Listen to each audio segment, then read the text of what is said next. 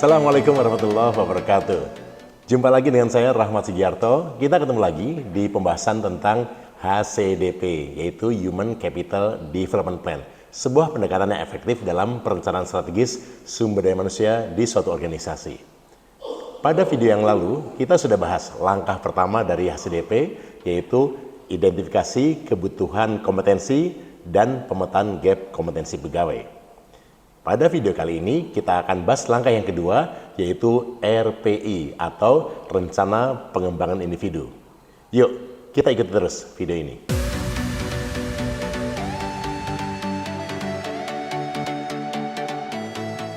Dalam HCDP, ada 8 elemen utama yang dimulai dari analisis kebutuhan dan pemetaan gap kompetensi pegawai dan diakhiri dengan teknologi dan sistem pendukung. Pada video yang lalu, kita sudah bahas tentang bagaimana caranya kita melakukan analisis kebutuhan dan pemetaan gap kompetensi. Kemudian, pada video kali ini kita akan bahas langkah yang kedua, yaitu rencana pengembangan individu, yaitu rencana pengembangan yang dipersonalisasi sesuai aspirasi karir dan potensi pegawai, dan sesuai dengan kebutuhan organisasi. Teman-teman semua, rencana pengembangan individu atau IDP atau Individual Development Plan dalam Human Capital Development Plan atau HCDP bertujuan untuk memberikan panduan pengembangan yang terfokus pada peningkatan kompetensi dan karir setiap pegawai. Sekarang kita bahas bagaimana langkah-langkah dalam penyusunan RPI atau IDP. Yang pertama, mengidentifikasi tujuan dan aspirasi karir pegawai. Yang kedua, menilai kompetensi saat ini dan identifikasi kesenjangan atau kita lakukan gap analysis. Yang ketiga, kita menetapkan tujuan pengembangan yang spesifik dan terukur. Yang keempat, merancang metode pengembangan yang sesuai. Yang kelima, menentukan jadwal pengembangan dan evaluasi. Yang keenam, menetapkan ukuran keberhasilan. Dan yang ketujuh, mendokumentasikan IDP dan melakukan tindak lanjut. Teman-teman semua, sekarang kita masuk pada bagian yang pertama dari penyusunan RPI atau Rencana Pengembangan Individu atau Individual Development Plan. Langkah pertama adalah melakukan identifikasi tujuan dan aspirasi karir pegawai. Pada tahap ini, kita ajak pegawai untuk berdiskusi tentang tujuan jangka pendek dan jangka panjang mereka. Kemudian, kita cari tahu apa yang ingin dicapai pegawai dalam beberapa tahun ke depan. Kemudian, pastikan tujuan pribadi pegawai relevan atau dapat mendukung sasaran strategis organisasi, agar pengembangan ini memberikan manfaat baik bagi individu maupun bagi organisasi. Langkah kedua dari penyusunan RPI adalah penilaian kompetensi saat ini dan melakukan identifikasi kesenjangan.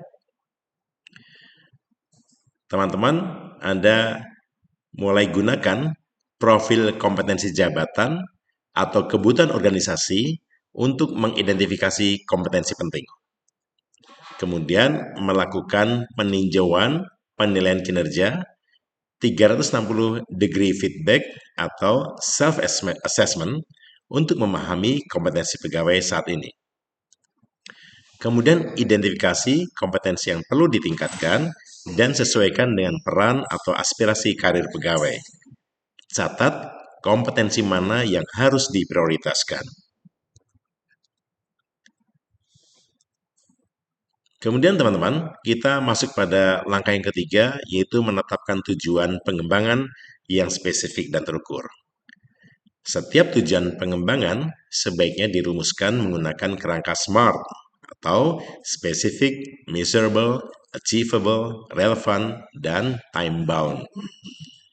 Contohnya adalah misalnya meningkatkan kemampuan presentasi dalam 3 bulan melalui pelatihan presentasi dan praktik langsung dalam rapat tim.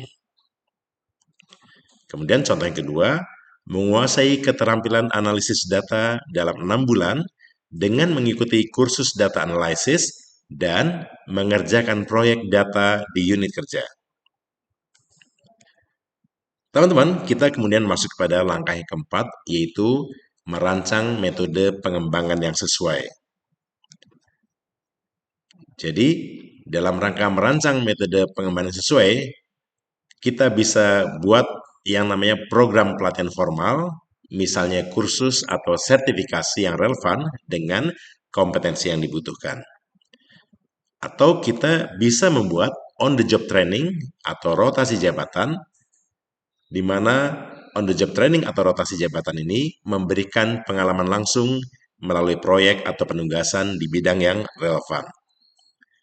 Atau yang ketiga, kita bisa membuat metode mentoring dan coaching, yaitu memasangkan pegawai dengan mentor atau coach yang bisa membimbing mereka dalam meningkatkan keterampilan spesifik. Atau kita bisa buat studi mandiri dan pembelajaran online dengan menyediakan akses ke platform pembelajaran online atau perpustakaan, untuk meningkatkan pengetahuan secara mandiri. Kemudian langkah yang kelima dari penyusunan rencana pengembangan individu atau individual development plan adalah menentukan jadwal pengembangan dan evaluasi. Tetapkan kapan setiap program atau aktivitas pengembangan akan dimulai dan selesai. Misalnya dalam jangka pendek 1-3 bulan, jangka menengah 3-6 bulan, atau jangka panjang yaitu lebih dari 6 bulan. Kemudian tentukan kapan evaluasi akan dilakukan untuk mengukur kemajuan pegawai, misalnya per 3 bulan. Evaluasi ini dapat mencakup diskusi antara pegawai dan atasan untuk meninjau hasil pengembangan. Teman-teman, kemudian kita masuk pada langkah yang keenam, yaitu menetapkan ukuran keberhasilan. Buat indikator keberhasilan yang dapat mengukur pencapaian kompetensi, seperti jumlah proyek yang diselesaikan, tingkat partisipasi dalam pelatihan, atau peningkatan kinerja. Selain KPI atau Key Performance Indicator atau indikator kinerja utama, gunakan metode kualitatif seperti feedback dari mentor atau hasil observasi untuk mengukur kemajuan kompetensi pegawai. Kemudian langkah yang ketujuh dari penyusunan RPI ini adalah mendokumentasikan RPI dan tindak lanjut, yaitu rencana pengembangan individu atau individual development plan harus ditulis dengan jelas, mencantumkan setiap tujuan, metode pengembangan, waktu, dan ukuran keberhasilan. Pastikan IDP diperbaharui secara rutin sesuai dengan perkembangan dan kebutuhan organisasi atau perubahan dalam karir pegawai. Teman-teman semua, di layar nampak contoh template rencana pengembangan individu atau individual development plan.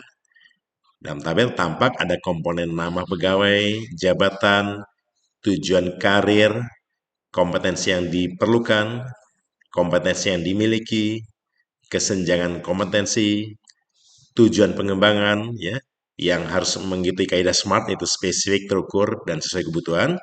Kemudian metode pengembangan yang digunakan, apakah pelatihan, mentoring, rotasi jabatan, atau studi mandiri. Kemudian jadwalnya, apakah jangka pendek, menengah, atau panjang. Kemudian kapan dimulai dan kapan selesai. Lalu ukuran keberhasilan, yaitu KPI atau Key Performance Indicator atau indikator kinerja utama, kemudian umpan balik atau feedback dari mentor, kemudian ukuran yang diambil dari evaluasi kinerja atau ukuran dari proyek yang diselesaikan. Kemudian di bagian yang terakhir adalah evaluasi, yaitu jadwal evaluasi berkala untuk meninjau kemajuan dan melakukan penyesuaian. Dengan menyusun RPI atau rencana pengembangan individu akan memberikan panduan pengembangan yang jelas dan terukur untuk setiap pegawai, memastikan mereka terus berkembang sesuai kebutuhan dan tujuan organisasi. Demikian teman-teman video kita tentang cara menyusun RPI atau rencana pengembangan individu. Sampai jumpa di video berikutnya. Semoga bermanfaat.